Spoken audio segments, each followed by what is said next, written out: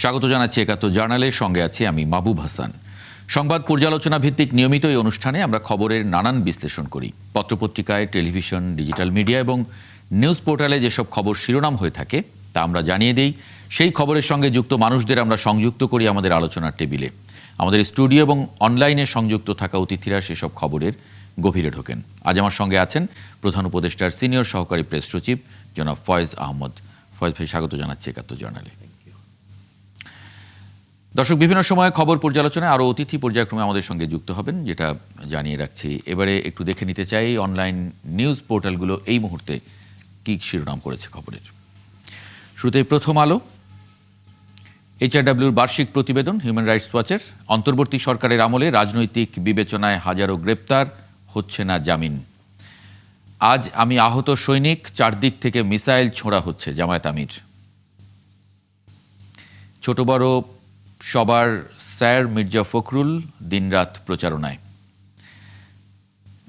প্রচারণার খবরই বাকিগুলো। বিনিয়োগ নিয়ে প্রথম আলোর একটা প্রতিবেদন আছে ফেসবুকে আশিক মাহমুদের। এছাড়া BDNews24.com, ঢাকা ৯, ভোটের মাঠে ৩ নবীনের হাড্ডাহাড্ডি লড়াইয়ের আভাস। এছাড়া আবুধাবিতে ইউক্রেন রাশিয়া দ্বিতীয় দফার শান্তি আলোচনা শুরু, অনেক বড় খবর। জামায়াতের ইশতেহার, ২৬ অগ্রাধিকার, নিরাপদ বাংলাদেশ গড়ার অঙ্গীকার। এটাও আজকে দিনের একটা বড় খবর অন্যতম। ৬ কোটি টাকা আত্মসাৎ, গণপূর্তের নির্বাহী প্রকৌশলী বরখাস্ত। নির্বাচনী দায়িত্বে ১,০৫১ নির্বাহী ম্যাজিস্ট্রেট। যদি বাংলা ট্রিবিউন দেখি, বাংলা ট্রিবিউনের শিরোনাম নির্বাচন সামনে রেখে নগদ টাকার ছড়াছড়ি। নির্বাচনী ইশতেহার, জামায়াতের প্রতিশ্রুতি মানবিক বাংলাদেশ, ইসলামী আন্দোলন চায় শরিয়া। মব ভায়োলেন্স বলতে কিছু নেই, নির্বাচন শান্তিপূর্ণভাবে হবে, স্বরাষ্ট্র উপদেষ্টার মন্তব্য। এই ছিল এই মুহূর্তের অনলাইন নিউজ পোর্টালগুলোর শিরোনাম। অতিথিদের যুক্ত করব, তার আগে একটু ফয়েজ আহমদ, একটা বিষয় একটু জানাতে চাই দর্শকদের। আমার সহকর্মী সবুজ মাহমুদ একটি রিপোর্ট করেছেন আজকে, যেটা বেশ কিছুদিন ধরেই সামাজিক যোগাযোগ মাধ্যমে আলোচনায়, একটা খবরকে বা একটা মন্তব্যকে ঘিরে। নির্বাচনের পর অন্তর্বর্তী সরকার ৬ মাস ক্ষমতায় থাকবে, এরকম একটা আলোচনা ছিল। যদিও তার ব্যাখ্যা দিয়েছে সরকার, ব্যাখ্যা দিয়েছে আজকে প্রেস সচিব আমার সহকর্মীর কাছে এটা খুব বিস্তারিত ব্যাখ্যা দিয়েছেন। আপনার কাছে একটু জানতে চাই। জি, আপনাকে ধন্যবাদ।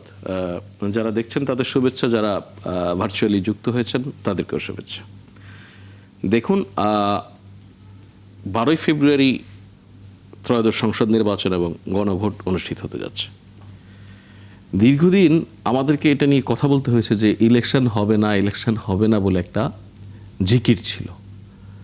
আমাদেরকে সেটা মোকাবেলা করতে হয়েছে আউট অফ নাথিং। আপনি ইন্টারিম গভর্নমেন্টের চিফ অ্যাডভাইজার 2024 সালের ডিসেম্বরে জাতির উদ্দেশ্যে দেওয়া ভাষণে একটা টাইমলাইন বলেছিলেন, এই সময়ের মধ্যে নির্বাচন হবে। উনি ওনার প্রতিশ্রুত সময় থেকে কখনো এক চুলো সরে আসেননি। এরপরেও একটা সংঘবদ্ধ চক্র আমরা সব সময় দেখেছি যে এখানে নির্বাচন নিয়ে এক ধরনের অনিশ্চয়তার আলাপ তৈরি করতে ব্যস্ত ছিল। এই আলাপটা শুধুমাত্র তারা মার্কেটে ছেড়ে দিয়েছে, পলিটিশিয়ানরা, নাগরিকদের মধ্যে নানান জায়গায় সন্দেহ সংশয় তৈরি হয়েছে। ইভেন এখন এসেও, এই ভোটের 8 দিন আগে এসেও কোথাও এখনও এই প্রশ্নের আমাদেরকে উত্তর দিতে হচ্ছে। তবু আপনি যদি বিবেচনা করেন যে সার্বিক যে রাজনৈতিক পরিবেশ, সার্বিক রাজনৈতিক নির্বাচনী পরিস্থিতি, এই বিবেচনা এখন স্পষ্টই যে আগামী 12 ফেব্রুয়ারি নির্বাচন অনুষ্ঠিত হতে যাচ্ছে। এটা সবাই দেখতে পাচ্ছে, সব আয়োজন প্রায় সম্পন্ন। এরকম পর্যায়ে মানুষকে বিভ্রান্ত করার জন্য ক্ষণেই নানান জিনিস নিয়ে হাজির হচ্ছে এই দুষ্টচক্র। এর একটা লেটেস্ট এক্সাম্পল হচ্ছে, নির্বাচন হলেও এই সরকার ক্ষমতা ছাড়ছে না, আরো 6 মাস তারা থেকে যাচ্ছে। আপনি এটার সঙ্গে আমি একটা উদাহরণ দেই। জনাব তারেক রহমান, বিএনপি চেয়ারম্যান, উনি যখন দেশে ফেরার বিষয়ে আলোচনা হচ্ছিল, ব্যাপক আলোচনা, গুঞ্জন ছিল না যে উনি ফিরবেন। তারপরে উনি যে ফিরবেন এটা ওনাকে প্রমাণ করতে হয়েছে ফিরে। ইভেন উনি যখন ফিরেছেন, এইটা যখন সংবাদ মাধ্যমে এসেছে উনি কোন তারিখের টিকিট কেটেছেন, কোন বিমানের, কতজন আসছেন, এই আলোচনার প্রেক্ষিতে তখন একটা নতুন জিনিস মার্কেটে ছাড়া হয়েছে, আসবেন কিন্তু আবার চলে যাবেন, তাই না? সুতরাং এই চ্যালেঞ্জগুলি একটা নতুন বাস্তবতায় আমাদেরকে মোকাবেলা করতে হচ্ছে। তো সেরকমই একটা যখন দেখছে নির্বাচন হয়েই যাচ্ছে, তখন কি আওয়াজ, নির্বাচন হবে ঠিকই কিন্তু এরা ক্ষমতা ছাড়বে না।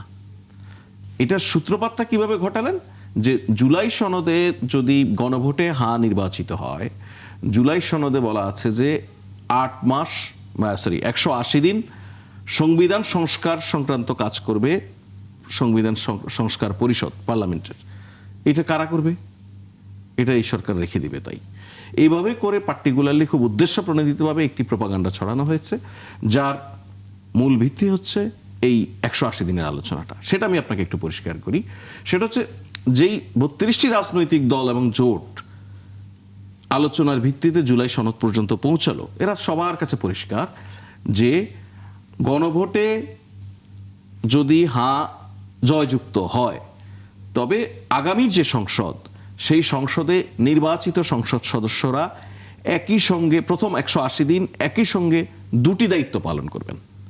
একটি হচ্ছে সাধারণ সংসদ সদস্য হিসেবে যে সমস্ত ডিউটিজ ওনাদের আছে সেটা তো করবেনই, অপরটি হচ্ছে এই যে জুলাই সনদে হ্যাঁ জয়যুক্ত হলো, এখানে যে সংবিধান সংস্কারটি হবে, সেই সংবিধানে যে বিধানগুলি সংযুক্ত হবে, বিন্যাসিত হবে, সেটা কিভাবে হবে এটা ওনারা ঠিক করবেন। তাহলে কারা করছেন?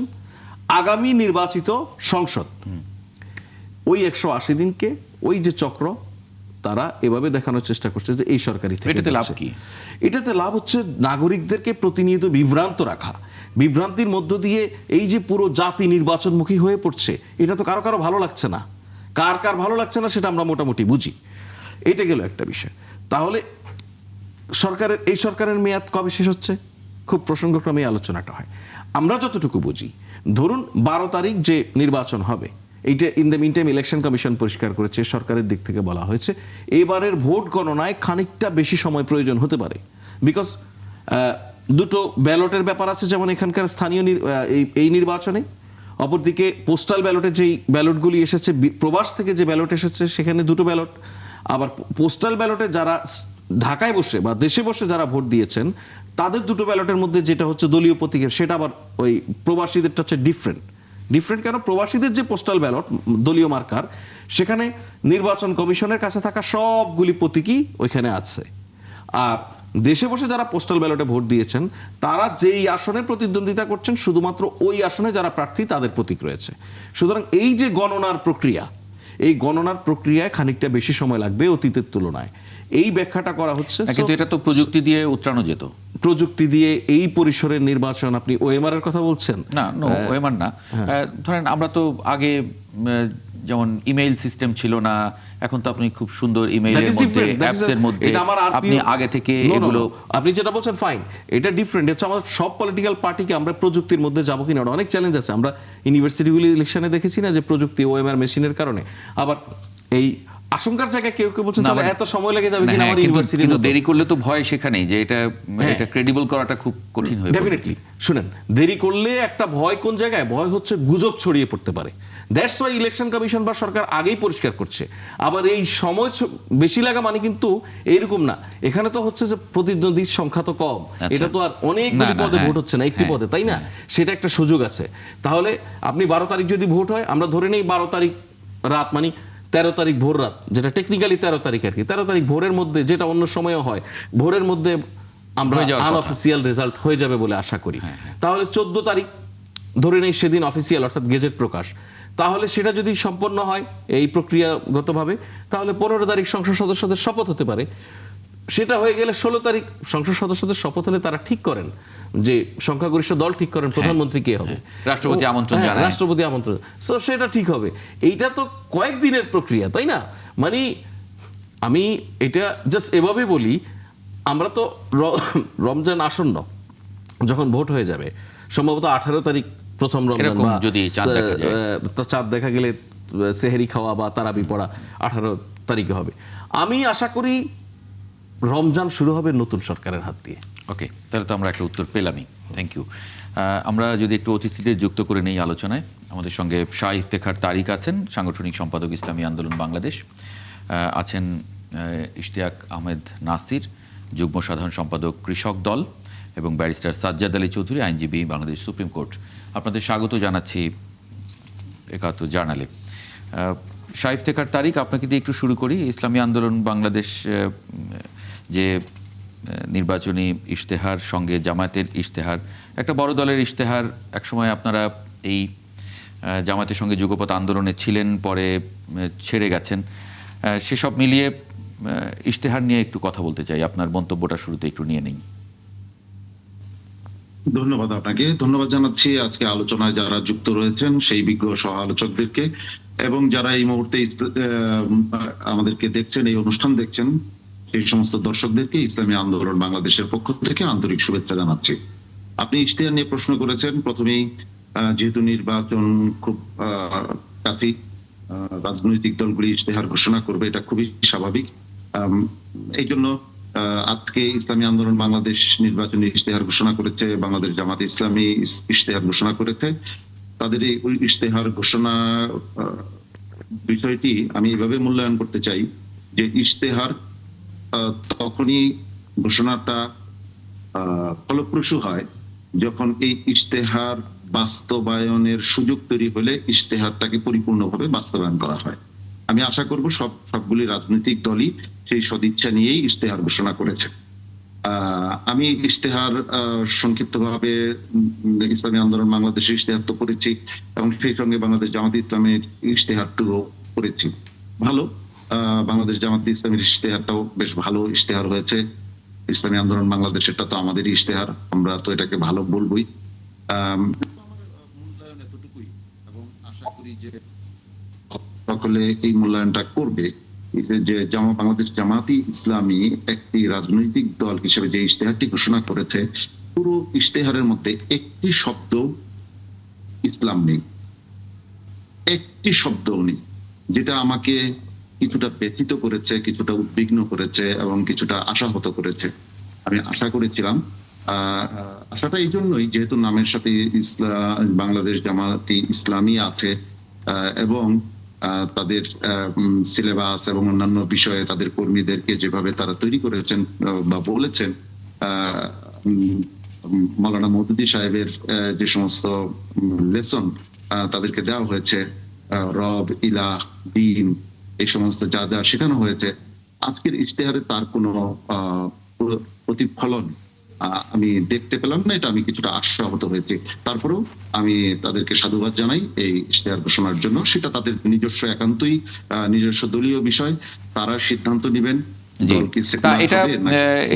এটা তারা ইচ্ছা করেই করেছেন কিনা, কারণ এটা মডার্ন জামায়াত তারা অনেকে বলেন যে সেই জায়গায় সেটা কিনা যদি আমি ব্যারিস্টার সাজেদ আলী চৌধুরীর কাছে জানবো। একটা ছোট্ট বিরতি নিয়ে সাধুবাদ জানাতে চাই। এটাকে যদি তারা স্বচ্ছ করেন, আমি তাদের এটার কোনো সমালোচনার কোনো জায়গা দেখি না। তারা ইচ্ছে যে কোনো রাজনৈতিক দল তার আদর্শকে পরিবর্তন করতেই পারে। এই পর্যায়ে দেখে নেব একাত্তর টেলিভিশনের সর্বশেষ সংবাদ শিরোনাম। গুপ্ত রাজনীতিকরা এখন জালেম হিসেবে আবির্ভূত হয়েছেন, অভিযোগ তারেক রহমানের। ফরিদপুরকে বিভাগ এবং পদ্মা ব্যারেজ নির্মাণের প্রতিশ্রুতি। 26টি বিষয় প্রাধান্য দিয়ে জামায়াতের 41 দফা নির্বাচনী ইশতেহার।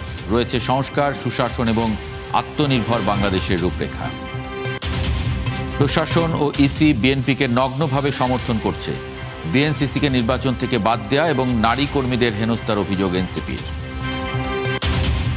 নির্বাচন শান্তিপূর্ণ হবে, মব ভায়োলেন্স নেই বলে কিছু নেই। ভোট ঘিরে সহিংসতার আশঙ্কা উড়িয়ে দিলেন স্বরাষ্ট্র উপদেষ্টা। ভোটের পর অন্তর্বর্তী সরকারের মেয়াদ বাড়ার খবর গুজব। সর্বোচ্চ 1 সপ্তাহের মধ্যেই ক্ষমতা হস্তান্তর, জানালেন প্রেস সচিব। এবারে দেখে নেব দেশের অন্যান্য সংবাদভিত্তিক টেলিভিশনগুলো কি শিরোনাম করেছে আজকে।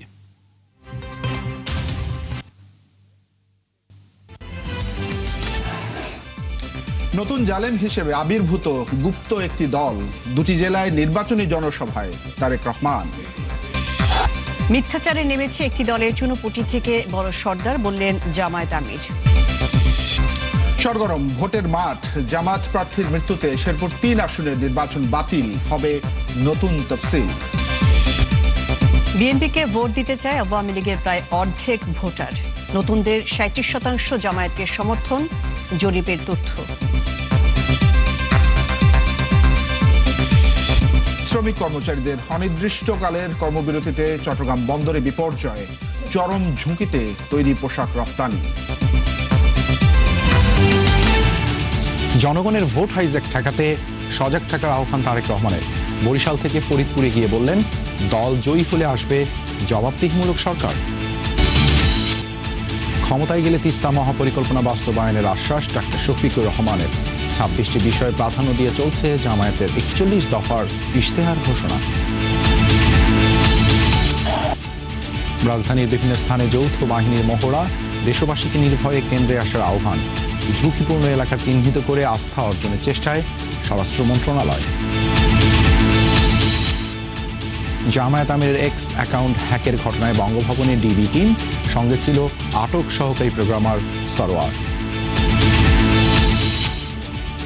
ঢাকা 17 আসনে পেশাজীবীদের সঙ্গে মত বিনিময় করলেন জুবাইদা রহমান।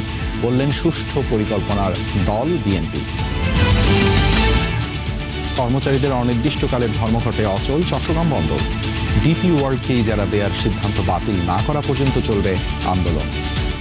গুপ্তরাজ স্বৈরাচারের মতোই নতুন জালিম, তারা ক্ষমতা পেলে দুর্বিষহ হবে জনজীবন। একটি দলের বিরুদ্ধে ভুয়া ব্যালট ছাপানোর অভিযোগ তারেক রহমানের। দেশের সবচেয়ে মজলুম সংগঠন জামায়াত দাবি আমিরের একটি দলের বিরুদ্ধে হুমকি ধামকির অভিযোগ। অভিযুক্ত ধরা পড়ায় হ্যাকের সত্যতা প্রকাশ হওয়ার দাবি। নির্বাচনী প্রচারণা তুঙ্গে, সেনাবাহিনীর সঙ্গে খারাপ আচরণকারীরা দেশে শান্তি চায় না বলছে বিএনপি। অত্যাচারীরা ক্ষমতায় যেতে পারবে না বলছে 11 দলীয় ঐক্য। মানুষের চাহিদার চেয়েও বেশি করবে বিএনপি, শুক্রবার ইশতেহার ঘোষণা। নেতার আগে জনতাকে প্রাধান্য দিয়ে দেশ গড়ার আশা জুবাইদা রহমানের। জুলাই সনদ বাস্তবায়ন, পিআর পদ্ধতিতে নির্বাচন সহ 41 দফা ইশতেহার ঘোষণা জামায়াতের। দলটিকে ক্ষমতায় আনলে ধোঁকা খাবে জাতীয় অভিযোগ ইসলামী আন্দোলনের। এবং নরসিংদীতে দুপক্ষের সংঘর্ষে গুলিতে প্রাণ গেল কিশোরের। অভিযুক্তের বাড়িতে হামলা ও অগ্নিসংযোগ। পরিস্থিতি নিয়ন্ত্রণে আনে যৌথ বাহিনী। দেখে নিলাম দেশের সংবাদ ভিত্তিক টেলিভিশনগুলো কি শিরোনাম করেছে। ব্যারিস্টার সাজ্জাদ আলী চৌধুরী, আপনার কাছে বিরতির আগে একটি প্রশ্ন রেখে গিয়েছিলাম, যেটি শাহ ইফতেখার তারিক বলছিলেন যে অভিযোগ, আমি নিজেও এটি দেখেছি। জামায়াতে ইসলামী কোনো মানে ইসলামের বিষয়ে কোনো কিছু তাদের ইশতেহারে রাখেনি। জামাত ইসলাম কি সেই আগের জামাত ইসলাম নেই? মডার্ন একটা জামাত ইসলাম, একটা সেকুলার কান্ট্রি, সেকুলার দল। ধন্যবাদ একাত্তরকে এবং যারা শুনছেন এবং আমার সহ আলোচক বৃন্দ। প্রথম কথা হচ্ছে জামাত ইসলামী অবশ্যই এক ইসলামী দল, এটা তো অস্বীকার করার কোনো সুযোগ নেই। কিন্তু আমাদের রাষ্ট্রের মূলনীতি হচ্ছে 4টি। একটা হচ্ছে জাতীয়তাবাদ, সমাজতন্ত্র, গণতন্ত্র এবং ধর্মনিরপেক্ষতা। এবং জামাত যে নির্বাচনী ইয়াটা দিয়েছে, ইশতেহারটা দিয়েছে, সেটি তার দলের দিকে তাকিয়ে নয়, সেটি রাষ্ট্রে এবং জনগণের দিকে তাকিয়ে দিয়েছে। তার প্রথম যে কথা সেটা হচ্ছে নিরাপদ ও মানবিক বাংলাদেশ।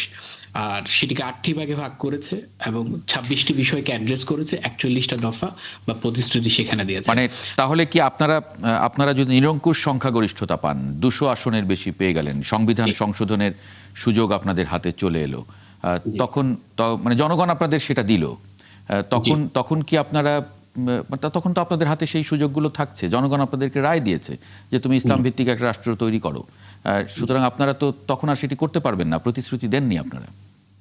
আমরা তো সেটা করার কথা বলিও নি, আপনারা করতেও চান না, মানে ইসলাম আমরা করতেও চাই না। ওকে, আমরা করতেও চাই না, কারণ Islam is a complete code of life. আমি যখন আমার ইশতেহারটা টোটালি বাস্তবায়ন করব, তখন সেখানে আল্লাহ রসুল এবং আল্লাহ সুবহানাহু ওয়া তাআলা যে ইনসাফ ভিত্তিক সমাজের কথা বলেছে, এই যে আমাদের 5টা ভাগে শর্টে ভাগ করা হয়েছে। একটা হচ্ছে সততাকে বলার জন্য, ঐক্যকে বলছি, ইনসাফকে বলা হচ্ছে, দক্ষতাকে বলা হচ্ছে, কর্মসংস্থানকে বলা হচ্ছে। আর না যেটা বলা হচ্ছে সেটা হচ্ছে দুর্নীতিকে, ফ্যাসিবাদকে, আধিপত্যবাদকে, বেকারত্বকে এবং চাঁদাবাজিকে। এই জিনিসগুলো যদি কমপ্লিটলি বাস্তবায়ন করা হয়, তাহলে ইসলামের দৃষ্টিভঙ্গির আলোকে তাহলে কিন্তু দেশবাসী তার যথেষ্ট মানে অন্য দলগুলো তো তাই বলছে, অন্য দলগুলো তাই বলছে, তাহলে তাদের সঙ্গে তো আপনাদের তাহলে কোনো পার্থক্য নেই। তাদের সাথে আমাদের পার্থক্য হচ্ছে এই জায়গায়, সেটা হচ্ছে মূল্যবোধ এবং নৈতিকতা। একজন ইসলাম প্র্যাকটিস করা মানুষ যখন কোনো প্রতিশ্রুতি দেয়, সে কথাটা সে রাখে। আর যখন একজন অন্য জায়গার একজন ভদ্রলোক এটা বলে, বেশিরভাগ ক্ষেত্রে সে তার কথা রাখতে ব্যর্থ হয়। না, এটা তো বলা যায় না, এটা বলা যায় না। আমি একটু শেষ করি। আমি জি, আমি জি, করি। এখন সেটা হচ্ছে আমাদের আমাদের যে আজকের যে ম্যানিফেস্টোটা ঘোষণা করা হয়েছে, সেখানে কিন্তু বেসিক্যালি নিরাপদ বাংলাদেশ এবং নিরাপদ এবং মানবিক বাংলাদেশের কথা বলা হয়েছে। টোটালি আমি কি একটু ছোট করে সবগুলো বিষয়কে একটু বলবো না, তাহলে? অসুবিধা নেই। ওটা ওটা ওটা ওটা অলরেডি আমরা সবাই জানি, সুতরাং এটা সময়ও ওইভাবে পাওয়া যাবে না। যদি সাহিত্যকার আমি তারিক একটা যদি কোনো প্রশ্ন সম্পূরক করতে চাই। কিছু করতে চান তাহলে জি, জি, একটা একটু করতে সম্পূরক পারেন। প্রশ্ন আমি করতে চাই। আমি একটু জি, নাসির ভাইয়ের আমি কাছে যাব। সাজ্জাদ আলী চৌধুরী ভাইকে বিনয়ের সাথে একটা প্রশ্ন করতে চাই যে জামাত ইসলামীর মরহুম প্রতিষ্ঠাতা মাওলানা মওদুদী তিনি সুস্পষ্টভাবে উল্লেখ করেছেন আমাদের পার্লামেন্টের বুনিয়াদী দৃষ্টিভঙ্গি হবে যেসব বিষয়ে আল্লাহ তাআলা আমাদেরকে বিধান ও পথনির্দেশ দিয়েছেন সেসব বিষয়ে আমরা আইন প্রণয়ন করব না, বরং প্রয়োজন অনুযায়ী আল্লাহর বিধান ও পথনির্দেশের আলোকে ব্যাখ্যামূলক আইন গ্রহণ করব। আর যেসব বিষয়ে আল্লাহ তাআলা আমাদেরকে কোনো বিধান বা পথনির্দেশ প্রদান করেননি আমরা মনে করব সেসব ব্যাপারে আল্লাহ তাআলা আমাদের কর্মের স্বাধীনতা প্রদান করেছেন, তাই কেবল এসব বিষয়ে আমরা পারস্পরিক পরামর্শের ভিত্তিতে আইন প্রণয়ন করব। এখানে পার্লামেন্টের বুনিয়াদী দৃষ্টিভঙ্গি জামাতের যে প্রতিষ্ঠাতা যেটা ঘোষণা করেছেন সেই জায়গা থেকে আপনাদের বর্তমান গৃহীত নীতি দুইটার মধ্যে পার্থক্য আছে কিনা, এবং জামাতের প্রতিষ্ঠাতার চাইতে আপনাদের বর্তমান গৃহীত নীতিকে শ্রেষ্ঠতর মনে করছেন কিনা? আচ্ছা, থ্যাংক ইউ। প্রথম জিনিসটা হচ্ছে আপনারা আপনারা মানে সবসময় মানে আমি খেয়াল করছি জামাতের ইস্যুগুলোকে ইসলামাইজেশন হচ্ছে কিনা, মেনটেন করছে কিনা, পর্দা ঠিক মতো মেনটেন করছে কিনা, এটা নিয়ে খুব দেখলাম খুব মানে মানে খুব সোচ্চার। কিন্তু আপনারা অন্য দলগুলো কেন ইসলামাইজেশন করছে না, বিএনপি কেন করছে না, আওয়ামী লীগ করছে না কেন, সে ব্যাপারে দেখলাম যে আপনাদের খুব উদাসীনতা। সাজ্জাদ ভাই, তাদের নামের সাথে কিন্তু ইসলামী দল আমি নাই। একটু শেষ করি। আমরা তো এখানে ঝগড়া করতে আসি নাই, আপনার কোয়েশ্চেন অ্যান্সারটা করি। এখন যে কথাটা হচ্ছে আপনি যেটা বলছেন, মাওলানা মওদুদী সাহেব কিছু কথা বলে গেছেন। এখন যে কথাগুলো বলেছেন সে কথাগুলো তো আমি 5টা পয়েন্টে বললাম: সততা, ঐক্য, ইনসাফ, দক্ষতা, কর্মসংস্থান। এখন আর যেই জিনিসটি আমাদের কথাটা হচ্ছে বাংলাদেশ এখন একটা, আমরা বাংলাদেশে রাজনীতি করছে জামাত ইসলামী বাংলাদেশের প্রেজেন্ট সংবিধানকে সামনে রেখে, স্বাধীনতাকে মেনে নিয়ে। শুধু তাই না, বাংলাদেশের বর্তমান এক্সিস্টিং যে লগুলো আছে সেগুলোকে ধারণ করে। এখন এগুলোকে ধারণ যখন আপনি করবেন তখন আপনাকে এগুলোকে সামনে রেখে মানুষের কল্যাণে কাজ করতে হবে। এখন যেই জিনিসটা আপনি যেই জিনিসগুলো বাংলাদেশে এক্সিস্টিং ল কভার করে না সেই জিনিসটি আপনি প্র্যাকটিস করবেন, বাট সেটা এখন আপনি এভাবে করে বলার সুযোগ নেই। এটাই হলো কথা। সাজ্জাদ ভাই, এই মানে- যে 54 বছর থেকে এই সংবিধানের এই মূলনীতি বা এইগুলি প্র্যাকটিস হয়েছে, তাহলে আমরা একটা পরিবর্তন, বিপ্লব যে স্বপ্নগুলি আপনাদের কাছ থেকে আপনাদের কর্মীরা শিখেছে, তাহলে সেই স্বপ্নগুলি অনেকটা অসার হয়ে যাচ্ছে না? মানে সবই যদি বর্তমান পাটাতনের উপরেই যদি আপনারা করেন, তাহলে এই আলাদা সেকুলার একটা রাজনৈতিক দল হলেই তো চলে। সেকুলার রাজনৈতিক দল এবং আমাদের মধ্যে পার্থক্য হচ্ছে এই জায়গায় যে সেকুলার রাজনৈতিক দল তখন তারা পুঁজিবাদে বিশ্বাস করে, আমরা পুঁজিবাদে বিশ্বাস করি না। সেকুলার রাজনৈতিক দল করেন না, এটা কি কোথাও আছে? পুঁজিবাদে বিশ্বাস করি না, আমরা পুঁজিবাদী অর্থনীতির পরিবর্তে নতুন কোন অর্থ ব্যবস্থা, সেটা কি তফসিলে ঘোষিত হয়েছে? না, হয়নি। আমি বলি হয়নি। আমি একটু অনেকক্ষণ বসিয়ে রেখেছি ইশতিয়াক আহমেদ নাসির, তাকেও একটু আলোচনায় যুক্ত করে নেই। নাসির ভাই শুনছিলেন, এবং যে আলোচনাটা এখানে একটু আপনার মন্তব্য দিয়েই শুরু করি। কারণ যেটা জামাত ইসলাম যেভাবে, ওনার একটা কথা আমি যদি একটু বলি, যে ওনারা যেহেতু ইসলাম ওনাদের দলের নামের সঙ্গে আছে, তাই ওনারা যে প্রতিশ্রুতি দেন সেটা ওনারা পালন করেন, অন্য দলগুলো পালন করে না। এই পার্থক্য ছাড়া মোটা দাগে মানে আপনারা যে ধরনের ইশতেহারগুলো দেবেন বা দিয়ে থাকেন, তার সঙ্গে তো আমি আসলে অন্য কোনো জায়গায়, মানে শুধুমাত্র পালন করার জায়গা ছাড়া অন্য জায়গায় তেমন একটা পার্থক্য দেখি না।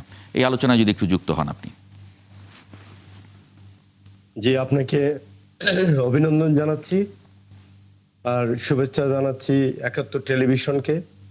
71 টেলিভিশনের যারা দর্শক শ্রোতা জাতীয় এবং আন্তর্জাতিক পর্যায়ে আমাদের এই বক্তব্যকে শুনছেন, তাদেরকে অভিনন্দন জানাচ্ছি, শুভেচ্ছা জানাচ্ছি।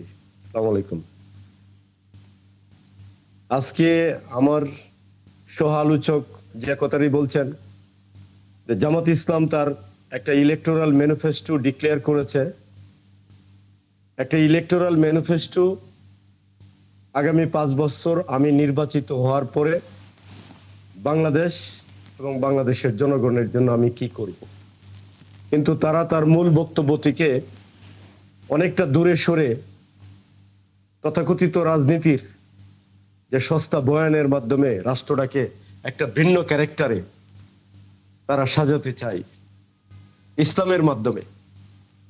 আমরা আল্লাহর সৃষ্টি, আমরা মানে কিন্তু মুসলমান। তার ইশতেহারে কোনো ইসলামী কোনো বিষয় নেই, এই অভিযোগ আছে। তারা বললাম তো যে তারা একটা ইসলামটাকে তারা রাজনীতিতে সেই সুদীর্ঘদিন ধরে মুক্তিযুদ্ধের আগে থেকে ইসলামটাকে তারা উইপনাইজ করেছে। তারা ব্যবহার করে তারা তাদের রাজনৈতিক স্বার্থটাকে হাসিল করতে চায়। মানুষকে অনেকভাবে তারা যারা misleading the peoples, they are spreading the rumors with the disinformation in the name of Islam. এটা অত্যন্ত দুঃখজনক। এই তাবৎ বিশ্বের এমন কোন রাষ্ট্র পাবেন না যেখানে শুধু ইসলামকে ব্যবহার করে রাজনৈতিক কর্মকাণ্ড পরিচালিত হয়। No and never. আপনি ইরানে যান, ইরানের মানুষ এখন অনেক সংস্কারবাদী। ইরানে আজকে প্রগতিশীল গণতান্ত্রিক চিন্তা চেতনায় আজকে বিশাল বড় জনগোষ্ঠী সেখানে প্র্যাকটিসড। হাজার হাজার ছেলে আজকে গণতন্ত্রের দাবিতে আজকে রাজপথে তারা জীবন দিচ্ছে।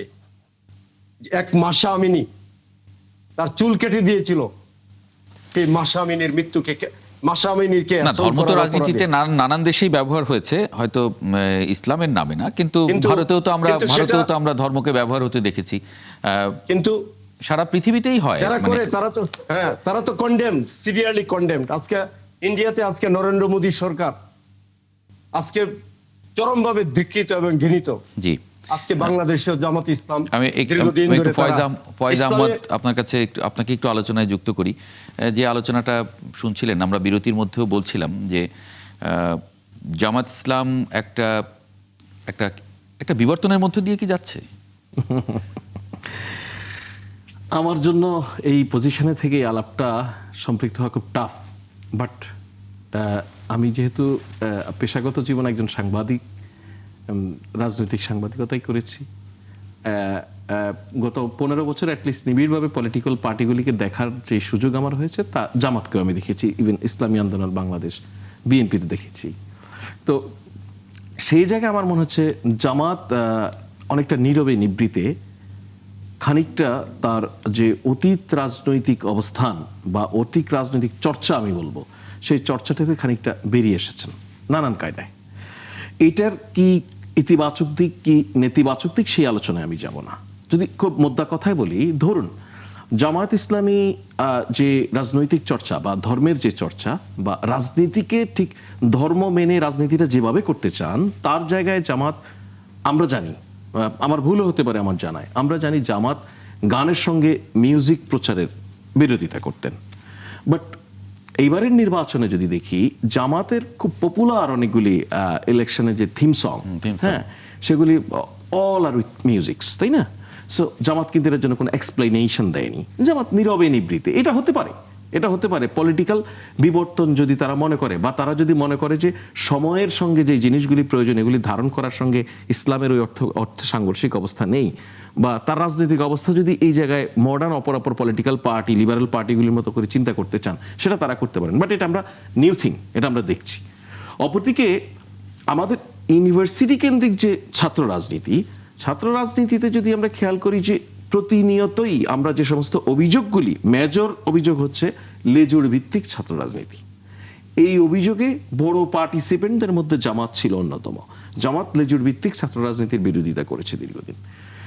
এনিহাও ওনারা হয়তো নানানভাবে ব্যাখ্যা দিতে পারবেন। এনিহাও এই অভ্যুত্থান পরবর্তী সময়ে বা নির্বাচনকে সামনে রেখে এখন কিন্তু ছাত্র শিবিরের লোকেরা সরাসরি জামাতের প্রোগ্রামে অংশ নিচ্ছে, জামাতের রাজনৈতিক কার্যক্রম বা নির্বাচনী কার্যক্রম খুব সক্রিয় ভূমিকা রাখছে। এর মধ্য দিয়ে আপনি যে এই কাজটা বলছিলেন যে দীর্ঘদিন যে জাতীয় রাজনীতির মতো করে চলবে, ছাত্র রাজনীতি ক্যাম্পাস ভিত্তিক দাবি দেওয়া ও ছাত্রদের অধিকার নিয়ে কাজ করবে, সেই জায়গা থেকে খানিকটা সরে এসেছেন। আবার অপরদিকে জামাতের যে রাজনৈতিক চর্চা, সেক্ষেত্রে জামাত, এটা বললাম, আবার এটা খুব পলিটিক্যালি এখন নানানভাবে আলোচনা হচ্ছে, তো বলা খুব মুশকিল। তারপরে বলি যে জামাতের রাজনীতির একটা দীর্ঘ চর্চা আছে যে বিভিন্ন শ্রেণী পেশার মানুষের মধ্যে জামাতের লোকজন তার আদর্শ নিয়ে, মতাদর্শ নিয়ে এসে তার মতো করে কাজ করে, সে পলিটিক্যালি খুব ওখানে এক্সপোজ হয় না। তা আমরা কিন্তু 5 আগস্টের পর বা এই নির্বাচনকে সামনে রেখে যদি এই সময়টাকে দেখি, জামাতের এমন অনেক ব্যক্তিরা পলিটিক্যালি এক্সপোজ হয়েছেন যারা অতীত সময়ে সাধারণত তার পেশায় থেকে জামাতকে পছন্দ করতেই পারে, সাংবাদিকদের মধ্যে কেউ কেউ করতে পারে, ডাক্তার, জামাতের এরকম অনেকটা নিউট্রাল মনে করা হতো বা রাজনৈতিকভাবে পরিচয় নেই মনে করা হতো। এই সমস্ত ব্যক্তিরা জামাত করছেন, জামাতের পক্ষে সক্রিয় বয়ান উৎপাদনে বা অন্যায্য নয়, ন্যায্যতার ভিত্তিতেই করছেন, হয়তো তারা এক্সপোজ হচ্ছেন। এইটা আমি জামাতের এক ধরনের বিবর্তন বা জামাতের রাজনীতির এক নিউ ডাইমেনশন হিসেবে দেখছি। তারেক জিয়া আজকে মন্তব্য করেছেন গুপ্ত সংগঠনের, আমি একদমই পলিটিক্যালি বক্তব্য যেতে চাই না, এটা যেতে চাই না, এরও একটা রাজনৈতিক ব্যাখ্যা আছে। আমি সরকারের এই দায়িত্বে থেকে অন্তত এসব বলতে চাই না। গুপ্ত সুপ্ত এগুলি খুবই পলিটিক্যাল ডিবেট, এটা ওনারা ফেস করবেন। বাট আমি একজন অবজারভার হিসেবে আপনি আমাকে আস্ক করেছেন, আমি আমার যেই মোদ্দা কথায় আমি যে জিনিসগুলি আমার চোখে পড়েছে, আমি পলিটিক্যাল রিপোর্টার ছিলাম সেই বিবেচনায় আমি সেগুলি খুব খোলা মনে বলেছি। এটা জামাতের পক্ষে গেল না বিপক্ষে গেল এটা আমার বিষয় নয়, এবং এর কারণে জামাতের সুবিধা হলো না অসুবিধা হলো সেটা আমার বিষয় নয়। এটা আমি অবজারভার হিসেবে বললাম। মানে এটা মানে এই চেঞ্জগুলি আপনি আপনার চোখে ধরা পড়েছে। ধরুন আপনি প্রত্যাশা করেন যে জামাত লিবারেল হয়ে যাক, করেন তো, আবার জামাত যদি একটু লিবারাল কর্মকাণ্ড পরিচালনা করে আপনি বলেন যে আহা জামাতে কাজ কেন করলো। সো আপনি দ্বিমুখী অবস্থা দেখি আমরা। কিন্তু মুশকিলটা হচ্ছে কি, এই জায়গায় একটা জিনিস খুব গুরুত্বের সঙ্গে মেনশন করতে হয়। আপনি সোসাইটিতে, আমি কাউকে ব্লেম করছি না, সোসাইটি এই জন্য আমাদের এখানে আয়নাগর গুমের মতো ঘটনা পর্যন্ত ঘটেছে। সোসাইটিতে আপনি চরম দক্ষিণপন্থা বা এক্সট্রিমিজম যেভাবেই আপনি এগুলিকে চিহ্নিত করেন না কেন, এসব বলে কারো রাজনৈতিক চর্চায় যদি বাধা সৃষ্টি করেন তাহলে এক ধরনের এক্সট্রিমিজমের উৎপত্তি ঘটে। আপনি তাকে যদি মেইন স্ট্রিমে সবসময় সক্রিয় থাকতে দেন তাহলে জামাত যেরকম এখন মিউজিক ব্যবহার করছে এরকম ঘটনা ঘটে। আমরা তো দেখেছি যে এই বাংলাদেশে গত 17 বছরে শুধুমাত্র ধর্মের চর্চা করেন বলে আয়নাগরে আটকে রাখা হয়েছে দিনের পর দিন, মাসের পর মাস, বছরের পর বছর। ধর্মচর্চা তো কোনো অপরাধ নয়। আমরা দেখেছি লেবাসে দাঁড়িয়ে আছে বা এরকম এই ধরনের অপরাধে আটকে রাখা হয়েছে। এরকম ঘটনা পাওয়া গেছে যে শুধুমাত্র প্রেমিকা নাই বলে, একটা ইয়াং ছেলে প্রেম করছে না বলে মনে করা হচ্ছে সে এক্সট্রিমিস্ট, তাকে গুম করে রাখা পাওয়া গেছে। আমি ফ্যাক্ট বলছি। সুতরাং আপনি যাকে মনে করছেন যে অনেক বেশি দক্ষিণপন্থী, তাকে আপনি লিবারেল করতে চান আপনার মতো করে, তাকে স্পেস দেন। সে হয় প্রমাণ করবে যে হিজ রাইট, আদারওয়াইজ সে মেইন স্ট্রিমে এসে আপনি যেটা চান সেটার মধ্যে পরিণত হবে। এখন আবার জামাত যখন তাদের নারীদেরকে সামনে নিয়ে আসছে, এটা একটা বড় বিবর্তনের ঘটনা। জামাত তাদের নারীদেরকে সামনে নিয়ে আসছে। আপনি যদি এখন সমালোচনা করেন জামাত কেন নারী নিয়ে আসলো, নারী না নিয়ে আসলো আপনি সমালোচনা করেন জামাত নারী আনছে না, নারী নিয়ে আসলো জামাত এখন তাদের নারীদেরকে ঘর থেকে বের করে দিয়েছে, তাই না? সো এটা থাকবে, এটা আমি মনে করি এটা একটা পলিটিক্যাল পজিটিভ ভাইব। এটা কোন জায়গায় যায় দেখা যাক। জি, এই পর্যায়ে একটু আলোচনা করতে চাই রাষ্ট্র পরিচালনায় শরিয়া প্রাধান্য সহ 30 দফা ইশতেহার ইসলামী আন্দোলনের। ইসলামী আন্দোলন বাংলাদেশের ইশতেহার নিয়ে একটা ছোট্ট দু একটি বাক্য আমরা শুরুতে শুনেছিলাম। এবার শাহ ইফতেখার তারিক, আপনার কাছে একটু জিজ্ঞেস করতে চাই সরাসরি, মানে কি আলাদা দিলেন আপনারা অন্যান্য রাজনৈতিক দলগুলোর থেকে? জি, আমি উত্তর দিচ্ছি, কিন্তু আগের কয়েকটা বিষয় যদি একটু স্পষ্ট না হয় তাহলে একটা ভুল বার্তা চলে যাবে। প্রথম কথা হচ্ছে যে রাজনীতিতে ধর্মের ব্যবহার, এটাকে আমরা ঘৃণার যোগ্য মনে করি। রাজনীতিতে ধর্মের ব্যবহার আমরা করি না। রাজনীতিতে ধর্মের ব্যবহার হচ্ছে ধর্মকে ব্যবহার করে রাজনৈতিক সুযোগ সুবিধা বা রাজনৈতিক ফায়দা হাসিল করার চেষ্টা। আমরা যেটা করি সেটা হচ্ছে আমাদের একটা সুনির্দিষ্ট রাষ্ট্রচিন্তা আছে, আমাদের একটা সুনির্দিষ্ট অর্থ চিন্তা আছে, আমাদের একটা সুনির্দিষ্ট আইনি কাঠামো আছে, যেটাকে আমরা মনে করি এটা পৃথিবীর সর্বশ্রেষ্ঠ আইনি কাঠামো। এবং এটা আমার বক্তব্য না, এটা স্বয়ং আল্লাহ রাব্বুল আলামিন এইটার স্বীকৃতি দিয়েছেন। অতএব সেটাকে প্রকাশ করতে আমার মধ্যে কোনো দ্বিধা নেই, সংকোচ নেই। এবং এটাকে যদি কেউ মনে করে থাকেন যে এটা প্রগতি বিরোধী, তাদেরকে আমি দয়া করে জেফ্রি এপস্টিনের বর্তমান এগুলি দেখতে বলবো এবং পাশ্চাত্য দুনিয়ার কদর্য রূপ আমি তাদেরকে দেখতে বলবো। যে চকচকে রূপটা আমরা দেখি, আসলে পাশ্চাত্য দুনিয়ার রূপটা কিন্তু এমন নয়, বরং সেখানে বৈষম্য অনেক ভয়ঙ্কর, সেখানে নির্যাতন অনেক বহুমাত্রিক। এই বিষয়টাই স্পষ্ট করা দরকার। দ্বিতীয় নম্বর, আমার সাজ্জাদ আলী চৌধুরী ভাইকে বিনয়ের সাথে বলবো, একটি প্রশ্ন রেখে যাব। ওনাদের সংগঠনে ওনারা যারা মানে ইয়ানত দেন, ওনারা এটাকে ইয়ানত বলে এবং ইয়ানতকে ওনারা ইনফাক ফি সাবিলিল্লাহ বলেন এবং ওনাদের কার্যক্রমকে জিহাদ ফি সাবিলিল্লাহ বলেন। আমি প্রশ্ন করব বিনয়ের সাথে যে এখন যারা এই এখানে ডোনেট করবেন, এটাকে ডোনেশন না বলে এটাকে ইনফাক ফি সাবিলিল্লাহ বলার আর কোন স্কোপ কি রইল? কারণ ইনফাক ফি সাবিলিল্লাহ অর্থটা এটা অনেকেই হয়তো বুঝবেন না, কিন্তু যারা ইসলাম সম্পর্কে মোটামুটি পড়াশোনা করেছেন তারা জানেন ইনফাক ফি সাবিলিল্লাহ এটা শুধুমাত্র আল্লাহর জন্য, আল্লাহর সন্তুষ্টির জন্য এবং সুনির্দিষ্ট পথে এটাকে ব্যয় করতে হয়। অতএব এখন যদি এটা ইনফাক ফি সাবিলিল্লাহ না হয় এবং এটা যদি জিহাদ ফি সাবিলিল্লাহ না হয়, তাহলে অন্যান্য রাজনৈতিক দলের সাথে এই রাজনৈতিক দলের আর মৌলিক পার্থক্য কি রইল? এবার আসি আপনার প্রশ্ন, আমরা আলাদা কি দিলাম? আমরা যেটা দিয়েছি আমাদের এখানে আমরা বলেছি আমরা মনে করি যে ইসলামী শরিয়া এটা হচ্ছে মানব জাতির জন্য সর্বশ্রেষ্ঠ জীবন আদর্শ, এবং এটা কোরআনের আয়াতে আয়াতে বারবার এটার দিকে ইঙ্গিত করা হয়েছে। আমি একটি আয়াতের কথা বলতে পারি। আল্লাহ বলছেন উদখুলু ফিস-সিলমি কাফা ওয়ালা তাত্তাবিউ খুতুওয়াতিশ শাইতান, তোমরা পরিপূর্ণভাবে ইসলামে প্রবেশ করো, আংশিক নয়, শুধু নামাজে, শুধু রোজায়, শুধু এতটুকু নয়, বরং আল্লাহ যতটুকু পরিধি সৃষ্টি করে দিয়েছেন এর পরিপূর্ণ ঢুকো, তাহলেই তোমরা শান্তি পাবে, তোমরা শয়তানের পদাঙ্ক অনুসরণ করো না। রাসূল সাল্লাল্লাহু আলাইহি ওয়াসাল্লামকে বারবার বলা হয়েছে তুমি যদি অন্যদের শর্ত মেনে নাও, আল্লাহ রাসূল সাল্লাল্লাহু আলাইহি ওয়াসাল্লামকে আল্লাহ বলছেন, তাহলে তারা কিন্তু সন্তুষ্ট হবে না। একটা শর্ত মানলে আরেকটা শর্ত তারা আরোপ করবে, যতক্ষণ পর্যন্ত না ঈমান পরিত্যাগ করা হবে ততক্ষণ পর্যন্ত তারা সন্তুষ্ট হবে না। আজকে পাশ্চাত্য দুনিয়া শর্ত দিচ্ছে যে এইটুক বাদ দিলে আমরা সমর্থন দিতে পারি। যদি কেউ আমরা ভেবে থাকি যে এতে তারা সন্তুষ্ট হয়ে যাবে, মনে রাখবেন যতক্ষণ পর্যন্ত না ইসলামকে পরিপূর্ণভাবে বাদ দেওয়া হবে ততক্ষণ পর্যন্ত তারা কিন্তু সন্তুষ্ট হবে না। আচ্ছা। আমরা আমাদের ইশতেহারে সুস্পষ্টভাবে ঘোষণা করেছি যে আমরা শরিয়ার প্রাধান্য দিব, এবং অন্যান্য যে বিষয়গুলোতে মানে কল্যাণ একটা রাষ্ট্র গঠনের জন্য যা যা করণীয় দরকার সবগুলোতেই আমরা মনে করি যে আমাদের কিছু ব্যতিক্রম আমরা উপস্থাপন করেছি। যেহেতু এখানে সময় সংক্ষিপ্ত, দুটার তুলনামূলক বিশ্লেষণ আলোচনা করাটা একটু কঠিন, কিন্তু লম্বা সময় পেলে এটা তুলনামূলক না মানে সময়টা আমার হাতে নেই। আপনাকে আরেকটা নির্দিষ্ট প্রশ্ন একটু করতে চাই। প্রথম আলো একটি রিপোর্ট করেছে, সে আমেরিকার দূতাবাসে আমাদেরকে জঙ্গি হিসেবে উপস্থাপন করে, চরমোনাই পীর। তারা হেডলাইন করেছে এটি, জামায়াত ইসলামীর নেতারা ঢাকায় যুক্তরাষ্ট্রের দূতাবাসে গিয়ে তাদের জঙ্গি হিসেবে উপস্থাপন করেন বলে অভিযোগ করেছেন ইসলামী আন্দোলন বাংলাদেশের আমির সৈয়দ মোহাম্মদ রেজাউল করিম। এটা নিয়ে যদি একটু পরিষ্কার করেন। প্রথমেই আমি বিনয়ের সাথে বলি যে যখন কোনো কূটনৈতিক পরিসরে আলোচনা হয় তখন সেটার সভ্যতা এবং ভব্যতা হলো সেটাকে মানে বাহিরে এটাকে প্রকাশ না করা, সুন্দরভাবে যতটুকু যে বিষয়টা আলোচনা হয়েছে সেই বিষয়টা বলা। আমি প্রথমে আশ্চর্য হয়েছি উনি যেভাবে এই বিষয়গুলি বলছিলেন, মনে হচ্ছিল যে একটা চায়ের মানে মানে রাস্তার পাশে চায়ের স্টলে যেমন আলোচনা হয়েছে সেটাকে ওনারা মিডিয়ায় নিয়ে আসছেন। যাই হোক, পরবর্তীতে আমাদেরকে সেটা আনুষ্ঠানিকভাবে জানানো হয়েছে যে মার্কিন দূতাবাস থেকে যে এই বক্তব্যটা আমাদের ছিল না, আমরা সেটা জেনেছি, তারা এটা আমাদেরকে আনুষ্ঠানিকভাবে জানিয়েছে। এবং তিনি সেখানে বলেছেন যে এখানে কিছু এক্সট্রিমিস্ট আছে।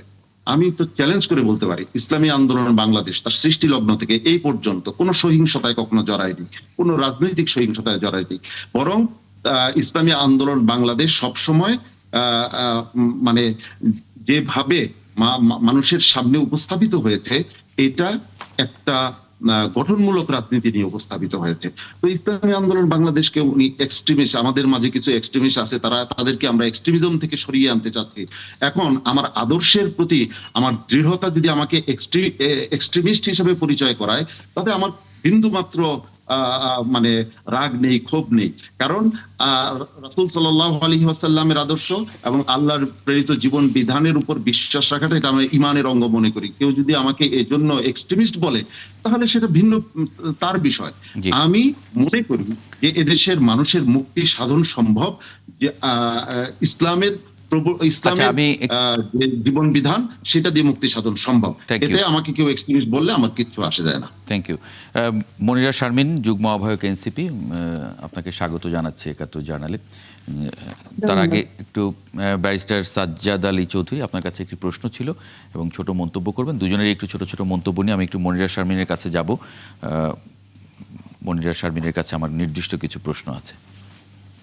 আচ্ছা, আমি প্রথমে ফয়েজ ভাইয়ের একটা কোয়েশ্চেনের অ্যান্সার করি, মন্তব্যের অ্যান্সার করি। সেটা হচ্ছে সাদিক কাইম বা অন্যান্য যারা নির্বাচিত বিভিন্ন ইউনিভার্সিটির ভিপিজিএস বা অন্যান্য পদে যারা ছিলেন তারা হয়তো নির্বাচনী প্রচারণায় অংশগ্রহণ করেছেন, কিন্তু বিএনপির সবেদল নীলমণি চাকসুর মানে সিইউর যে একজন এজিএস ছিল, তাকে কিন্তু যখন তারেক রহমান চট্টগ্রামে গেলেন না মানে তুলনামূলক চিত্র না, উনি ওনাদের তো নেই, ওনারা নিবে কাকে? মানে ওনাদের তো যেহেতু নেই। যেহেতু জামায়াত বলেছে তার কোনো লেজুর ভিত্তিক সেটাই। ছাত্র সংগঠন নেই, তাহলে এখন তারা কেন যাচ্ছে মানে মানে আমি কেন এইভাবে? যাচ্ছি সেই এটা প্রশ্ন লেজুর তুলিনি। ভিত্তিক- আমি লেজুর আমি ভিত্তিক আমি বলতে জাস্ট আমি আমি একটু জাস্ট করি। ট্রেন্ডে একটা পরিবর্তন সেটাকে বলার চেষ্টা করেছি। লেজুর আমার ভিত্তিক বলতে কোনো বোঝায়- অভিযোগ নেই, আপনারা সব করে না, এটা আমার কোনো বিষয় না।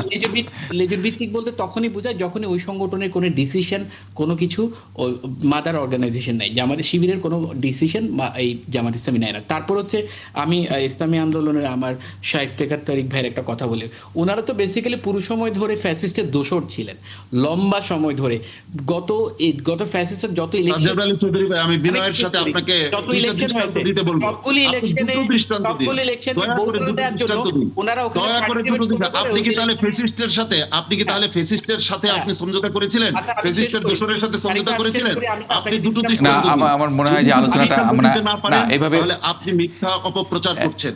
এটা আমি আমি তীব্রভাবে এটাকে আমি মানে ঠিক আছে, কিন্তু ওই যে বললাম। বরিশালে একটা ধাক্কা খাওয়ার পরে আপনাদের সেন্স ফিরে না, আসছে। বরিশালের টাকা করো। আপনি হ্যাঁ। কয়টা দৃষ্টান্ত চাইবেন? কথা কয়টা বলছেন। দৃষ্টান্ত তারপর চাইবেন? হচ্ছে আপনারা আমাদের ইসলাম নিয়ে টানাটানি করছেন, আপনাদের ইসলাম নিয়ে যেটা নিয়ে আমি আপনাদের আপনার- বাংলাদেশের আপনার- সংবিধান আপনার- মেনে না, চলেন। আমরা এই আলোচনাটা একটু না যাই, এই আলোচনা না, এই তারপর আলোচনাটাই হচ্ছে- আমার মনে হয় যে এই আলোচনাটায় না যাওয়াই ভালো, না যাওয়াই ভালো। তাহলে আমি আসলে অন্য আলোচনাগুলো শেষ করতে পারবো না। একটু ইশতিয়াক আহমেদ নাসির।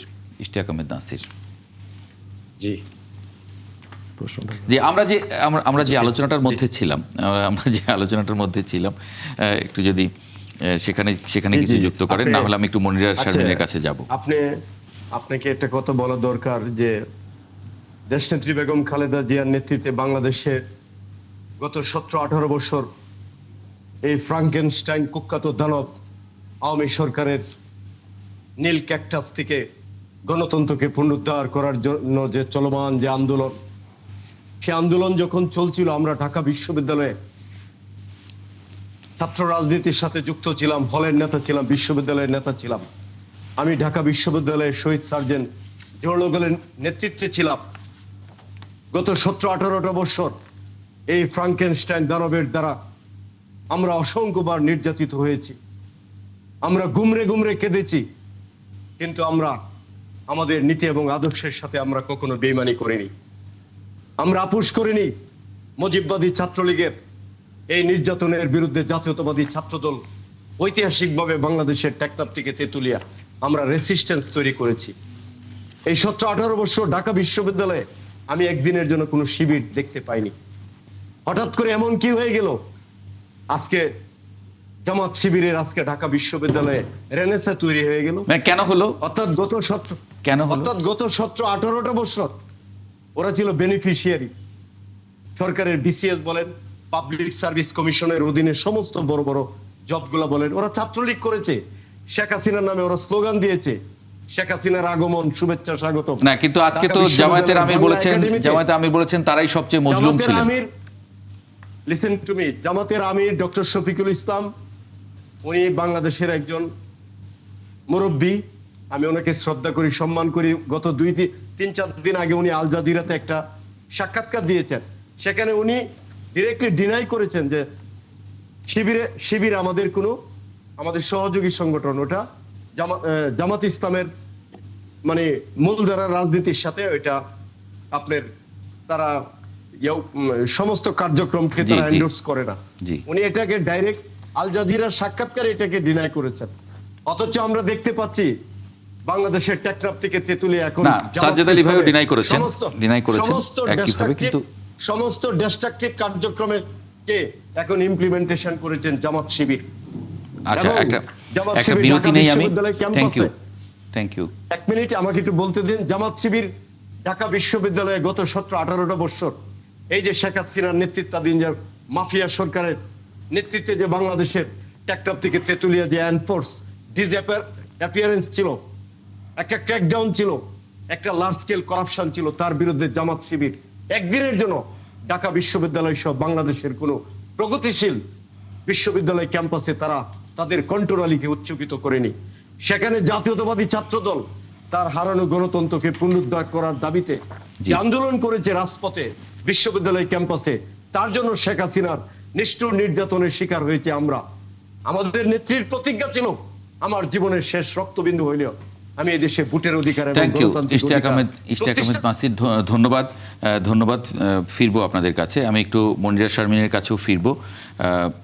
এনসিপি, নতুন দল এনসিপির ইশতেহারে ট্রুথ কমিশন সহ আরও কি আছে নতুন, সেটা নিয়ে একটু জানবো। এনসিপির ইশতেহারে ট্রুথ কমিশন সহ আর কি আছে নতুন, সেটা নিয়ে রিপোর্ট করেছে প্রথম আলো আজকে। অনেকগুলো বিষয় আছে, র্যাব বিলুপ্তি, ডিজিএফআই পুনর্গঠন, প্রতিরক্ষা বাহিনীতে রিজার্ভ ফোর্স, সব কিছু মিলিয়ে ট্রুথ অ্যান্ড রিকনসিলিয়েশন কমিশন প্রতিষ্ঠার কথা রয়েছে। এটা কাজ করবে কিভাবে, মানে কোন মডেলে কাজ করবে? ধন্যবাদ। যারা দেখছেন তাদের শুভেচ্ছা এবং আমার বিজ্ঞ সহ-আলোচক যারা উপস্থিত আছেন তাদের শুভেচ্ছা। ট্রুথ অ্যান্ড রিকনসিলিয়েশন কমিশনের কথা তো আমরা আসলে বেশ অনেক আগে থেকেই বলছি। এটি আসলে কাজ করবে বলতে আমরা কিন্তু সবসময় এনসিপির পক্ষ থেকে আমরা যেটা আমাদের এজেন্ডা হিসেবে গুরুত্ব দিয়েছি সেটা হচ্ছে বিচার, সংস্কার। তো সেই জায়গা থেকে এই বিচারের মাধ্যমেই আসলে আমরা বলছি যে যারা আসলে সরাসরি এই আওয়ামী লীগের এই ফ্যাসিবাদী সময় তারা যারা আসলে সরাসরি ছাত্র হত্যা এবং প্রতিপক্ষ দমন এবং এই দমন পীড়নের মধ্যে সরাসরি যুক্ত ছিল, তাদের তো অবশ্যই বিচারের মাধ্যমে তাদের এক ধরনের তাদের বিচার নিশ্চিত হবে। এবং এর পরবর্তীতে আসলে এমন অনেক মানুষ আসলে আছে যারা কিনা এই মানে সিস্টেমটার মধ্যে হয়তো ছিল কিন্তু তারা সরাসরি কোনো অপরাধের সাথে যুক্ত না। এবং দেখেন, আমরা গণ অভ্যুত্থানের কথাই যদি বলি, এই গণ অভ্যুত্থানে কিন্তু এমন অনেকেই আছে যারা আওয়ামী সমর্থক, কিন্তু তারা কিন্তু আমাদের সাথে এই গণ অভ্যুত্থানে অংশ নিয়েছে এবং তারা কিন্তু সেই রিস্কটা নিয়েই অংশগ্রহণ করছে। সুতরাং তাদের নিয়ে আসলে আমরা কি করব, সেই জায়গা থেকে আমরা বলছি যে বিচারের মাধ্যমে আসলে সরাসরি যারা যুক্ত তাদের এক ধরনের বিচার নিশ্চিত করে এবং এই পরবর্তীতে যারা আসলে এই রিকনসিলিয়েশন প্রসেসের মধ্যে আসবে অবশ্যই তাদের একটা অনুশোচনার জায়গা থাকতে হবে। দেখেন, এখানে আমরা সবসময় বলছি যে রিকনসিলিয়েশন কোনোভাবেই reconciliation cannot be implemented without justice. প্রথমে জাস্টিস নিশ্চিত করতে হবে এবং পরবর্তীতে তাদের যেই জুলুম নিপীড়ন আসলে আওয়ামী লীগ একটা প্রতিষ্ঠান হিসেবে করেছে, একটা ধর্ম হিসেবে করেছে, অনেকে তো আসলে আওয়ামী লীগকে ধর্ম মনে করতেন, তো সেই জায়গা থেকে অবশ্যই তাদের সেই জায়গা থেকে একটা অনুশোচনা বা একটা জায়গায় তাদের আসতে হবে যে অবশ্যই সেই তার দল, সে তার সমর্থনকারী দলটা ভুল করেছে। তো সেই জায়গা থেকে এক ধরনের রিকনসিলিয়েশন প্রসেসের মধ্যে দিয়ে তাদের আবার মেইন স্ট্রিম হয়তো জায়গায় আনা। কারণ আপনি কখনোই একটা দলের সমর্থক বা কাউকে একটা দলের সমর্থক হিসেবে বিবেচিত করে তাকে বারংবার অপরাধী হিসেবে তো আপনি মনোনীত করতে পারবেন না। সুতরাং অবশ্যই কোনো একটা গোষ্ঠীকে, বা এখনো দেখেন যখন জরিপগুলো হচ্ছে, আজকেও একটা জরিপ এসছে, তো মানে বিষয়গুলো এমন করে হচ্ছে যে আওয়ামী লীগের সমর্থক আসলে কাদের ভোট দিবেন, তারা কি বিএনপির দিকে যাবে নাকি জামাতের দিকে যাবে। তো এই পুরো আসলে জায়গাটাতেই আমার অনাগ্রহ আছে যে আওয়ামী সমর্থক, আপনি আওয়ামী সমর্থক আসলে কাদের বলছেন, বা এখন আসলে আওয়ামী সমর্থক কারা। তো সেই জায়গা আসলে পরিষ্কার হওয়া দরকার। সেই জন্যই আমরা বলছি যে এইটার একটা সুরাহা হওয়া দরকার যে আপনারা দেখবেন নাজি পার্টি তো নিষিদ্ধ হয়েছে, তো সুতরাং তাদের সমর্থকদের নিয়ে আসলে কি করেছে। ট্রুথ অ্যান্ড রিকনসিলিয়েশন তো অবভিয়াসলি এই জায়গাতে লাগবে। এবং যেই বাংলাদেশটার কথা আমরা চিন্তা করছি যে যারা আসলে কোনো অপরাধের সাথে জড়িত না, তারা কোনোভাবে যাতে তাদের সাথেও যাতে ইনসাফ হয়। সুতরাং এবং আমরা চাই আমাদের শত্রুর সাথেও ইনসাফ হোক। সুতরাং justice has to be implemented in Bangladesh. জি, আপনারা বলছেন যে তারুণ্য ও মর্যাদার ইশতেহার, এই তারুণ্য ও মর্যাদার ইশতেহার মানে এটা কি শুধুই তরুণ ভিত্তিক নাকি আপনারা সবার জন্যই বলছেন এটা? না, এটা আসলে আমাদের ইশতেহারটার নাম এবং আমরা যদি বলি মোটোটা, সেটা হচ্ছে আমাদের নতুন দিনের ভাবনা। এবং আমরা যেহেতু অ্যাজ আ পার্টি, আমরা এনসিপি বেশিরভাগই সিংহভাগ আসলে তরুণদের দল, সেই জায়গা থেকে আমরা বলছি যে এটা তারুণ্যের ইশতেহার। এবং অবশ্যই আমরা মনে করি যে গণ অভ্যুত্থানটা হয়েছে এবং সকল দল যারা আসলে এখানে এসছে, আমরা যদি বলি এক কথায় যে একটা মর্যাদা ভিত্তিক আমাদের লড়াই ছিল। এই লড়াইটায় প্রত্যেকটি দল, আপনি দেখেন দেখেন যে এখন তো অনেক দ্বিমত, কিন্তু প্রত্যেকে কিন্তু একটা জায়গায় তাদের ঐক্য আছে, সেটা হচ্ছে প্রত্যেকেই একটা মর্যাদার লড়াই থেকে কিন্তু এই লড়াইটা শুরু করেছে। আপনি যদি বলেন যে গণতন্ত্রের জন্য লড়াই, সেটা মর্যাদার লড়াই। আপনি যদি বলেন যে এই গণ অভ্যুত্থানে রাজাকার গালি দিয়ে যে আমাদের আসলে আহত করা হয়েছে এবং সবাই আসলে মুক্তিযুদ্ধের পক্ষে শক্তি এবং বিপক্ষে শক্তি করে যেভাবে করে ডিভাইডেশন ক্রিয়েট করা হয়েছে, সেই জায়গা থেকে আমরা মনে করি অবশ্যই মর্যাদাগত জায়গা আছে আমাদের এবং সেই লড়াইটা কিন্তু চলমান। তো সেই জন্য আমরা বলছি যে এটি তারুণ্য এবং মর্যাদার ইশতেহার, যেখানে অবশ্যই তরুণদের প্রায়োরিটি অনেক বেশি এবং মর্যাদাগত জায়গাটা তো অবশ্যই আমাদের খেয়াল রাখতে হবে। কারণ আমরা যে বাংলাদেশটাতে আছি, আমরা 9 মাস যুদ্ধ করে এমনি তো আসলে এই দেশটা হয় নাই, এবং সেখানে যখন আমরা দেখি যে আধিপত্যবাদের করাল থাবা, আমরা দেখি যে বিভিন্ন আশেপাশের যে দেশ আমরা এতদিন বন্ধু রাষ্ট্র হিসেবে যাদের দেখে এসেছি, তারা তো আসলে আমাদের কতটা বন্ধু এটা তো আমরা বুঝতেই পারি। তো সেই জায়গা থেকে অবশ্যই এটা মর্যাদার জায়গা যে বাংলাদেশ, আমাদের মর্যাদা নিয়ে এই দেশটাকে আমাদের এগিয়ে নিয়ে যেতে হবে। জি, ধন্যবাদ। জি, একটা ফয়জ আহমদ, একটা খবর দেখছিলাম আমরা, আগামীকাল যে পত্রিকাগুলো আমাদের হাতে পৌঁছবে সেই পত্রিকাগুলোর মধ্যে ইনকিলাব তারা হেডলাইন করেছে লাল পাসপোর্ট ছাড়ছেন অনেকে। এটা কি স্বাভাবিক প্রক্রিয়া নাকি এটা নিয়ে সামাজিক যোগাযোগ মাধ্যমে নানান ধরনের কথা হচ্ছে? সামাজিক যোগাযোগ মাধ্যমে লাল পাসপোর্ট যারা মানে এলিজেবল সরকারের দায়িত্ব পালনের কারণে, এটা বরঞ্চ যদি না ছাড়তো তাহলে অস্বাভাবিক হতো। তাহলে ওই যে আপনার 6 মাস, শুরুতে আমরা যে আলোচনাটা শুরু করেছিলাম যে এই সরকার আরো 6 মাস থেকে যাবে বলে যে গুজব, সো এইটা হচ্ছে আরেকটা উপলক্ষ, এটা দিয়ে প্রমাণ করা যায় যে এই সরকার 6 মাস থাকছে না। অলরেডি অ্যাডভাইজাররা বা যারা রেড পাসপোর্ট হোল্ডার্স তাদের অনেকেই পাসপোর্ট সাবমিট করতে শুরু করেন। ওনাদের তো এখানে যারা অ্যাডভাইজারি কাউন্সিলে এসেছেন, দেখুন এর প্রত্যেকেই কিন্তু অন্যান্য প্রফেশনের মানুষ, তাদের নিজ প্রফেশন থেকে এখানে এসেছেন এবং অধিকাংশই আমরা ধারণা করি যে তাদের পূর্বের কাজে ফেরত যাবেন, তাই না? সো তাদের কাজকর্মের জন্য তো তাদের স্বাভাবিক পাসপোর্ট তাদের প্রয়োজন হবে। তো সেটা এই রেড পাসপোর্টের ওনাদের আর প্রয়োজন নেই, এটা পদের কারণে ওনাকে নিতে হয়েছে, ওনাদের সেগুলো সাবমিট করবেন, খুবই স্বাভাবিক প্রক্রিয়া। মানে নিয়মটা কি এরকমই? ডেফিনেটলি তার তো এখন পাসপোর্ট সাবমিট করতে হবে। এই উপদেষ্টাদের আর মেয়াদ আছে সর্বসাকুল্যে 7-8 দিন, 10 দিন। তো ওনারা এই পাসপোর্ট এটা সাবমিট করা, নতুন পাসপোর্ট হওয়ার একটা প্রক্রিয়া আছে না, সেই সময়ের জন্য তো করবেন, খুব স্বাভাবিক, খুব সিম্পল। আচ্ছা, মানে এটা একটা স্বাভাবিক প্রক্রিয়া। আজকের সারাদিনের আলোচনায় যদি আমি একটু 1 মিনিট করে বোধহয় পারবো না, 30 সেকেন্ডস করে যদি একটু দেই, শাহ ইফতেখার তারিক, আপনাকে দিয়ে একটু শুরু করি।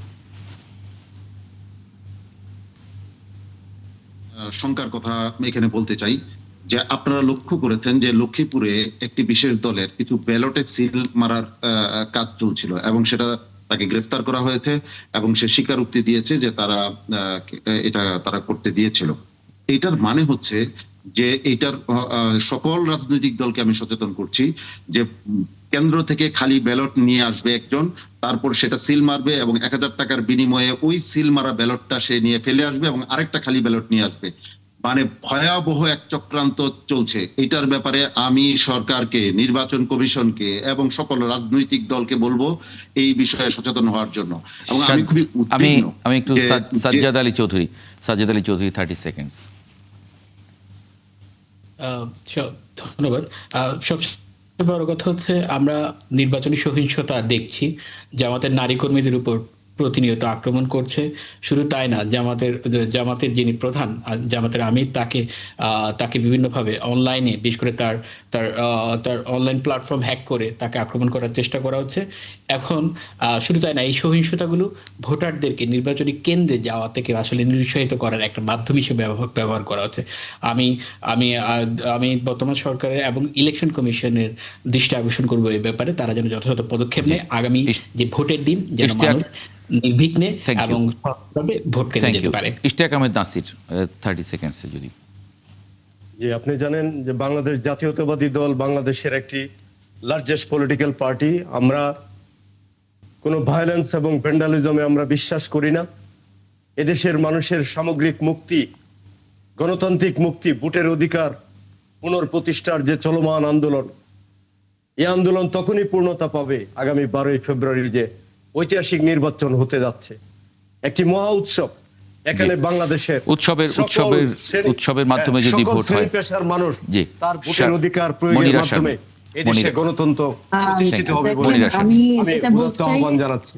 মনিরা শারমিন। আমি যেটা বলতে চাই সেটা হচ্ছে যে নির্বাচন কমিশন এই যে অনেক ধরনের ভ্যান্ডালিজম হচ্ছে অলরেডি, এবং আমাদের যারা প্রার্থী আছে তারা কিন্তু নানান ধরনের এই পোস্টার ব্যালট পোস্টার ঠিক না মানে ফেস্টুন, তারপরে তাদের ব্যানার এসব পোড়ানো হচ্ছে, এবং এই যে যেটা বললেন যে নারী যারা আসলে প্রচারণায় যাচ্ছে তাদের হেনস্থা করা হচ্ছে, এবং নানান জায়গায় আসলে এই ধরনের সহিংসতা ঘটছে। কিন্তু তারপরেও নির্বাচন কমিশন আসলে একটি দলের দলীয় সংগঠন হিসেবে কাজ করছে। এই জায়গাতে নির্বাচন কমিশন আসলে তার যে নিরপেক্ষতা সেটা হারাচ্ছে। সেই কারণে আমি বলতে চাই যে এই নির্বাচন কমিশন যে আসলে নির্বাচনের সময় তারা যে আসলে নিরপেক্ষ ভূমিকা নেবে, এটি একটা বড় প্রশ্ন হয়ে দাঁড়িয়েছে, এবং এটি সকলেরই শঙ্কার জায়গা, এবং ভোটারদের নিরাপত্তা নিশ্চিত করতে হবে। ফয়েজ আহমদ 30 সেকেন্ডসে যদি একটু শেষ করেন। না, আমি আর সময় দিতে পারছি না। এটা হচ্ছে ইলেকশন কমিশনের বিষয় নিয়ে বা সার্বিক কার্যক্রম নিয়ে অনেকগুলি প্রার্থীরা 4 দলের লোক আছেন, তারা নানানভাবে কথা বলেছেন। আমি পরিষ্কারভাবে মনে করি যে নির্বাচনের এই সময়কালে নির্বাচন কমিশন সবচেয়ে বেশি দায়িত্বশীল ভূমিকা আছে। সরকার নির্বাচন কমিশনকে সর্বাত্মক সহযোগিতা করেছে। আপনারা যে কোনো কারণে যদি মনে করেন যে ইলেকশন কমিশনের কোনো আচরণ প্রশ্নবিদ্ধ, সেই প্রশ্নগুলি তুলতে থাকুন প্রতিনিয়ত, যেন কেউ ডিরেইল হতে না পারে। জি, আমরা অনেক 24-এর অভ্যুত্থানের পরে আরেকটি কলঙ্কিত নির্বাচন কোনোভাবেই চাই না। নিশ্চয়ই। ফয়েজ আহমদ, অনেক ধন্যবাদ যুক্ত হবার জন্য আমাদের সঙ্গে। সঙ্গে ইশতিয়াক আহমেদ নাসির, শাহ ইফতেখার তারিক, ব্যারিস্টার সাজ্জাদ আলী চৌধুরী এবং মনিরা শারমিন, আপনাদেরকেও ধন্যবাদ 71 জার্নালে আজকে যুক্ত হবার জন্য। দর্শক, আপনাদেরকেও ধন্যবাদ। আগামীকাল একই সময় 71 জার্নাল দেখার আমন্ত্রণ জানিয়ে রাখছি। সঙ্গে পাবো আশা করি।